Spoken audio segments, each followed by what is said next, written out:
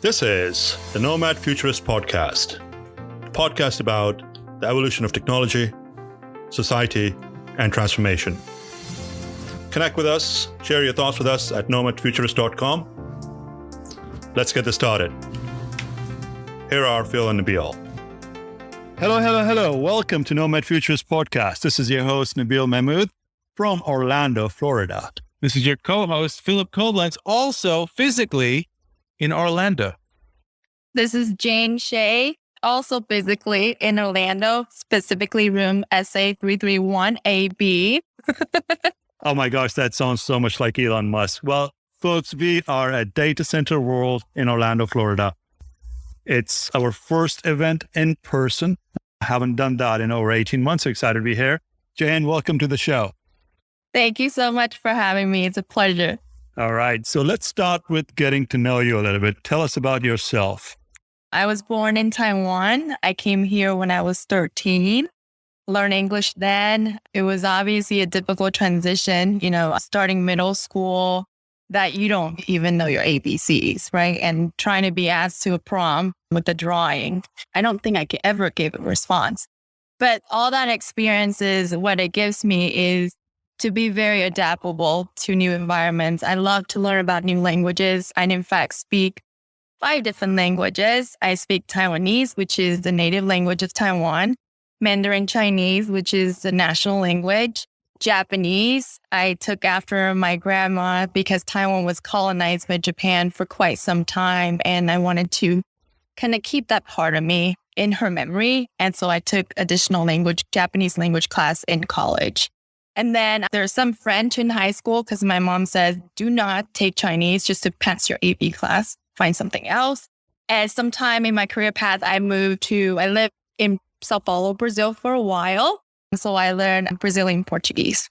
I would not have guessed Portuguese. Bom dia, tudo bem, gente? God, look at you. It was English the first one you learned? Yeah, English is the first one outside of Taiwanese and Mandarin. You don't hear that so often. You don't hear kids coming at that late of an age and then learning language. You hear about like how much easier it is for young children to learn new languages. But at 13, let me commend you. Your English is certainly better than mine. Well, I didn't really have a choice, right? It was Dad moving his job to the U.S. He, in fact, how he told the family and got the vote was, girl, do you want to go to Disneyland? And, hands down, but we never went even 10 years after. But, I guess all that work was so that, we can speak proper English. We can go to Disneyland. It was a huge goal. You're 13 years old. So have you been to Disneyland yet? Yes, I have been to Disneyland twice. And I've been to Disney World when I was back in college. There you go. Well, It worked out. How did you get involved in the tech space? So actually, this is a great question. I think a lot of us, when we first met, we all asked that question. And, surely I think we all kind of tumble into the industry. But when I first started, so my background is I started at University of Davis International Relations, focus on global business. Because of transitioning to U.S. and have that breadth of, international market, I wanted to be able to grow into that global presence of helping customer transitions. But, when I got out of school, it was 2008. It was when the market crashed. Originally, I had a job in Mervyn's to be a global buyer from a fashion textile standpoint. But I got a call and said, you don't have a job anymore in summer. And my mom was big on paying a rent. So I went in and interviewed for an IC company, power management IC company. And I started sales support role there. And then I transitioned into industrial computing, unified communication in the cloud, and then move into building white spaces for IT infrastructure. And, while building out the white spaces, and I got to know data center industry from a co-location standpoint. And that's how I came into the industry. I think it's an incredible story that you don't, it's not unbelievably unique because people come into our industry from all different walks of life. But I think from the outside looking in, people tend to think of our industry to the extent that anybody thinks of it as, a bunch of, computer guys and nerds and, people that, are in basements somewhere, operating the internet.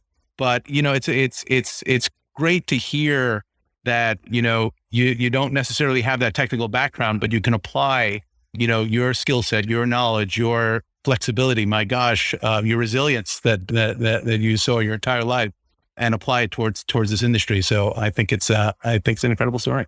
Thank you. Well, I think what that really helped me was actually my first customer meeting. I was working to design a power management IC that steps down. It was SAS technology, but it was coming down from a 12 volt transition to 8 volt and transition to 5 volt.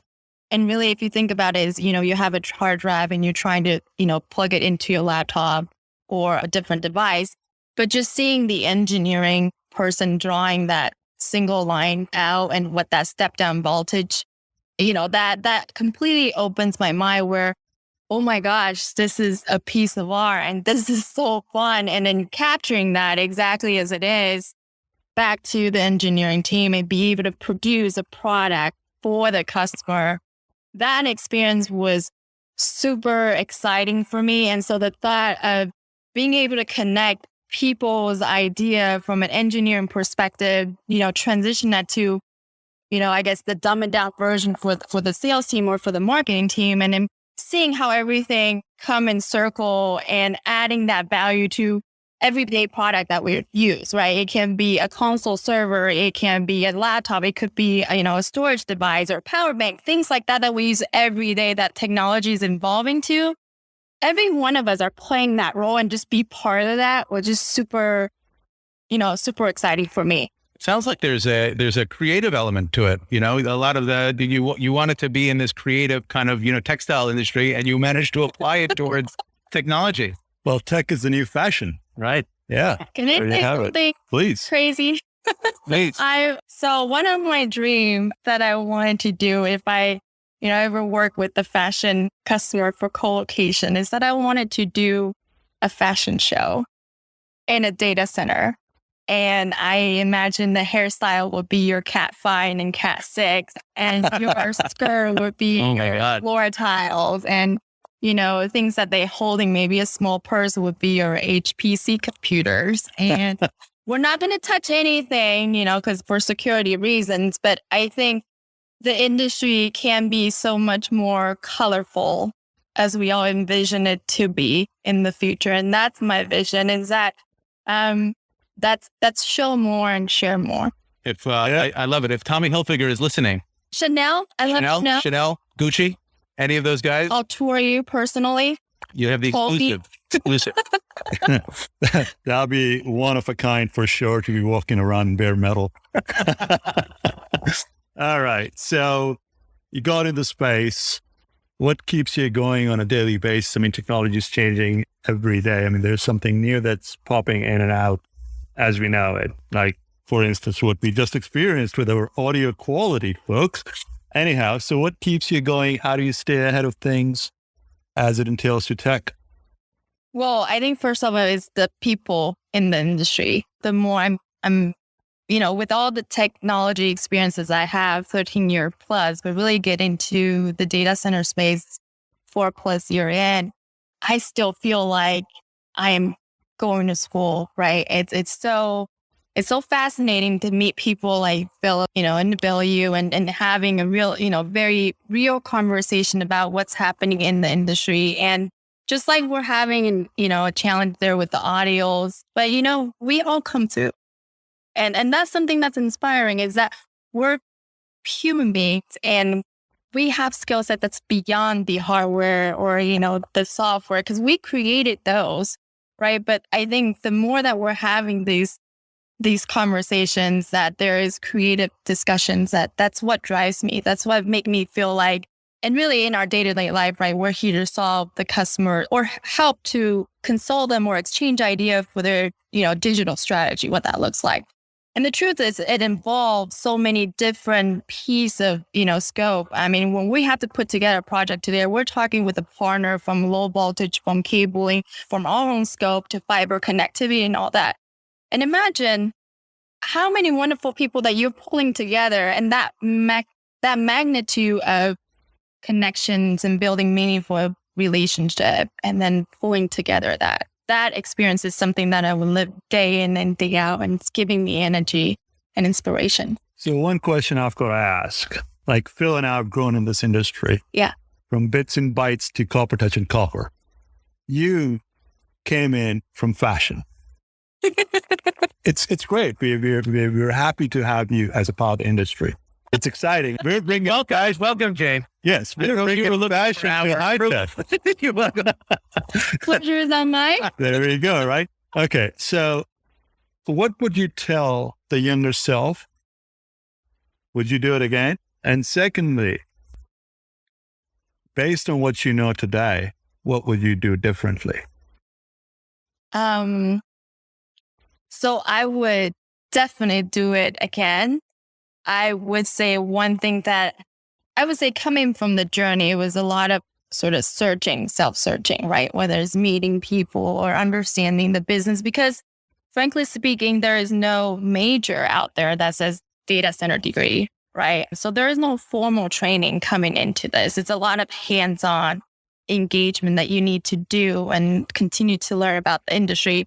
But I would say is, I would hope that we have more organization that's more collaborative, that we can provide more networking opportunity to the generations, right? I think I started finding out there is AFCOM and there's WIMCO and there's Women Tech Forums, but these are all through going to event. I wish there is, more of collaboration or announcement that I could just get to it easier so I can learn about the industry faster, meet the people I need to meet, because I hear this so many times. It's like, this is a huge industry, but the ecosystem is so small. And then one thing that I've been asking myself is, how do I find these people that I need to talk to, right? And, sometimes I probably hit you up on LinkedIn and you probably didn't respond to me. Not you, but the fact is, the reason I reach out is I want to network. I want to learn, so I wish I did that a lot more, and I did that with a lot more tenacity. But here I am. And so the advice I would give for the next generations or people who are really interested in learning about the industry is, don't be afraid to reach out,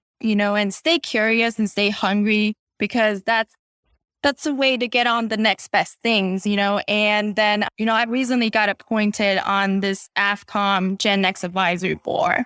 And, I never thought I would get appointed because AFCOM was a very end user based organization. But Carrie goes, she's my mentor and she recommended, me. And the moment I found out, I go, yes. And I jump up on my desk, and my daughter, 6-year-old, she's next to me, and she's been looking forward to go to first grade given COVID last year. So she saw my excitement and she asked me, Mom, are you going to first grade too? And then I paused for a moment, right? It was just, and I thought about my journey in the industry, and I think I passed that preschool stage, but I'm still looking to learn. I'm looking to connect with people, and I'm excited about, all these 5G and IoT, what that change is going to be for us. I love the global markets that we have, given my diverse background. I love to help customers that are, globally looking for more conversation, more collaboration. So I turned to my daughter and said, yes, mommy's going to first grade. Love that tagline. On the record. How have people in our industry treated you, and not just you, but in general, the younger generation? Are we welcoming? Are we providing you the tools and resources once and if people reach out? I think and this is a conversation that, in fact, the GenNext team we met last night and we're having a dinner table, is that although we're all from, the industry, but we really are doing different parts of it, right? Some of us are doing the MVP, some of us are doing the co-location, some of us are doing consulting works. We ourselves talks about how we should help each other connect the dot, right? And then that conversation sparks just across the hall today, right? Jane, come over here. Let me introduce you to this. So I think from a in-person network, opportunity, that is going to change. Specifically for the generations before us, I think we just, I was sharing in my session yesterday, which is a mentor and mentee sessions. I think there's a lot of you that wanted to help us, but didn't really know how to reach out, right? Maybe you guys are more focused on your things, and every one of us is busy. So we're also thinking ways that we can connect with you, the generation before us, because, without the generation before us, there is no generation after that. So there has to be more ways, that we connect. So I encourage, all of us who's listening, the next time you get an opportunity to go on and conventions or just, maybe even within your peers, right? Just reach out and ask a simple question of how are you doing? What's the latest with your life? And start with that. Because we're all human beings. I believe we're all looking for meaningful connection. So through that, I think there is more that's going to come to it. Words to live by. Everybody follow Jane's example. You did great. This has been amazing. And I think, you are exactly what we're looking for, right? You are the next generation of what we're doing and the flexibility and resilience that you've shown. It just comes out. Good job. High five. Thank you, Philip and Nabil, for having me. I look forward to be growing and learning with you both. Outstanding. Well, thank you very much for joining us today, folks. This was Phil and Nabil from Data Center World, Orlando, Florida. This has been great. Nothing lasts forever. Markets will come back, currencies will rebound, businesses will go on, and we'll all move on. That could happen next week, next month, or next year. I'm confident that those who prepare rather than panic will come out of this stronger. Thank you for joining us. This has been brought to you by Nomad Futurist. Check us online at nomadfuturist.com.